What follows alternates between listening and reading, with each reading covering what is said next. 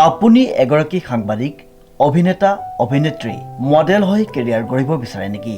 যদি বিচাৰে তেন্তে যোগাযোগ কৰক নিউজ নাও। যোগাযোগৰ নম্বৰটো হৈছে 9954474988। ইংৰাজী নৱবৰ্ষৰ 1 জানুৱাৰীৰ পৰাই আৰম্ভ হৈছে পৰিবহণ বিভাগৰ ৰাষ্ট্ৰীয় পথ সুৰক্ষা মাহ। কামৰূপ জিলাৰ পৰিবহণ বিভাগৰ প্ৰতিটো তিনিআলি চাৰিআলিত আয়োজন কৰিছে পথ সুৰক্ষা সজাগতা। সমান্তৰালকৈ জিলাখনৰ বনভোজস্থলীসমূহতো উপস্থিত হৈ ৰাইজক সজাগ কৰাৰ পদক্ষেপ গ্ৰহণ কৰিছে পৰিবহণ বিভাগৰ এই দলটোৱে। আপোনালোকে জানে অসম তথা ভাৰতবৰ্ষত যেনেকৈ মৃত্যুৰ হাৰ বাঢ়ি গৈছে, ঠিক তেনেকৈ কামৰূপ ডিষ্ট্ৰিক্টতো মৃত্যুৰ হাৰ বাঢ়িবলৈ গৈ আছে। সেই ক্ষেত্ৰত অসম চৰকাৰ তথা ভাৰত চৰকাৰে নেশ্যনেল ৰোড ছেফটি মাহ হিচাপে পালন কৰিব 1 জানুৱাৰীৰ পৰা 1 জানুৱাৰী 2026 পৰা 31 জানুৱাৰী 2026 এমাহ জোৰা কাৰ্যসূচীৰে আমি ৰোড ছেফটি মাহ হিচাপে পালন কৰিব ওলাইছোঁ। এই ৰোড ছেফটি মাহৰ প্ৰথম পদক্ষেপ হিচাপে আমি বনভোজস্থলীবিলাকলৈ গৈ আমি প্ৰত্যেকজন নাগৰিকে আমি ক'বলৈ বিচাৰিছোঁ যে তেখেতসকলে মটৰ ভেহিকুল এক মানি চলক।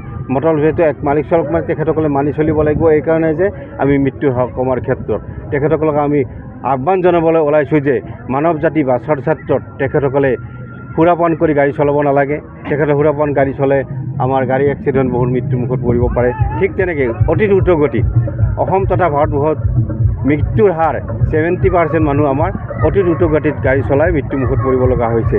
সেই ক্ষেত্ৰত আমি বনভোজস্থলীত আহি প্ৰত্যেকজন বনভোজস্থলীত সুবক্ষণত আমি ক'ব বিচাৰিছোঁ যে তেখেতসকলে অতি দ্ৰুত গতিত গাড়ী চলাব নালাগে। দ্ৰুত গতিত গাড়ী চলালে আমাৰ মানুহ মৃত্যুমুখত পৰিব পাৰে আৰু বহুত পংগু হ'ব পাৰে। ঠিক তেনেকৈ আমি ক'ব পাৰিছোঁ মদ পান কৰি গাড়ী চলাটো অতি ক্ষতিকাৰক আৰু মটৰ ভেহিকুল একখন মানি চলালে নিশ্চয় আমি ফলপ্ৰসূ হ'ম। আৰু ঠিক তেনেকৈ আমি ক'বলৈ বিচাৰিছোঁ যে বহুতে বাইক চালকে হেলমেট পৰিধান নকৰে। হেলমেট পৰিধান কৰি হেলমেট পৰিধান কৰি চলালে নিশ্চয় ধৰক চালকজন আৰু উঠাজনেও হেলমেট পৰিধান কৰি গাড়ী চলাব লাগে। গাড়ী মাত্ৰ এক্সিডেণ্ট হয়, কিন্তু আমি যদি হেলমেট পৰিধান কৰোঁ তেতিয়া আমি মানৱ জাতি বাছৰ ক্ষেত্ৰত আমি সহায় কৰিব পাৰিম। এই ক্ষেত্ৰত আমি প্ৰত্যেকজন নাগৰিককে এই বনভোজস্থলীৰ ইয়াত উপস্থিত থকা 1000তকৈ অধিক ইয়াত আমাৰ বনভোজস্থলীৰ মানুহ আছে। এই মানুহখিনি ক'বলৈ বিচাৰিছোঁ যে আপোনালোকে মটৰ ভেহিকুল এক মানি চলক। আমি যেনেকৈ 1 জানুৱাৰীৰ পৰা 31 জানুৱাৰীলৈকৈ ৰোড ছেফটি মাহ পালন কৰিব ওলাইছোঁ। এই ক্ষেত্ৰত আপোনালোকৰ সহযোগিতা নহ'লে আমি এই ক্ষেত্ৰত আমি মৃত্যুৰ হাৰ কমাবৰ ক্ষেত্ৰত আমি কেতিয়াও সম্ভৱ নহ'ম। সেয়েহে মই নতুন বছৰত প্ৰত্যেকজন ব্যক্তিকে কামৰূপ জিলা তথা অসমৰ প্ৰত্যেকজন ব্যক্তিকে ক'বলৈ বিচাৰিছোঁ যে আপোনালোকে ৰোড ছেফটি মানি চলক আৰু মটৰ ভেহিকুল এক্টৰ নিয়ম মানি চলে নিশ্চয় আমি অসম তথা ভাৰতবৰ্ষৰ মৃত্যুৰ হাৰ কমাবলৈ সক্ষম হ'ম। বনভোজকাৰী দলসমূহক সাক্ষাৎ কৰি যান বাহন আইন মানি চলিবলৈ অনুৰোধ পৰিবহণ বিষয়া মনোজ চৌধুৰীৰ।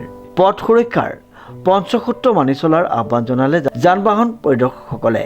গাড়ী চলাওঁতে ছিট বেল্ট পৰিধান কৰিব, দুচকীয়া বাহন চলাওঁতে হেলমেট পৰিধান কৰিব, সুৰাপান কৰি গাড়ী নচলাব, তীব্ৰ গতিত গাড়ী নচলাব, গাড়ী চলাওঁতে মোবাইল ফোন ব্যৱহাৰ নকৰিব। এইসমূহ নিয়ম মানি চলিবলৈ বনভোজকাৰী দলসমূহলৈ অনুৰোধ জনালে কামৰূপ জিলা পৰিবহণ বিভাগে। বৃদ্ধি নহয়, এইবাৰ কমিছেহে অলপ আগৰ বছৰতকৈ। এইটো আমাৰ কাৰণে ভাল খবৰ যে এইবছৰ মানে আমাৰ কামৰূপ জিলাখনত এক্সিডেণ্টৰ হাৰটো অলপ কমিছে।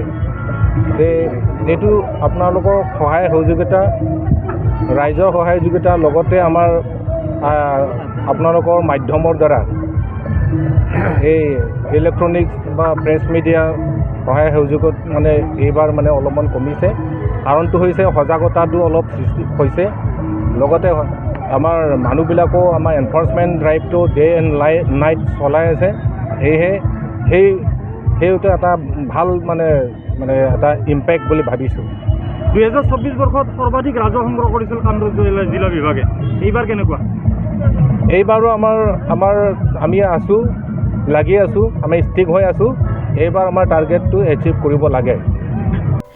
গুৱাহাটীৰ পৰা মিতালী দাসৰ ৰিপৰ্ট, নিউজ নাও।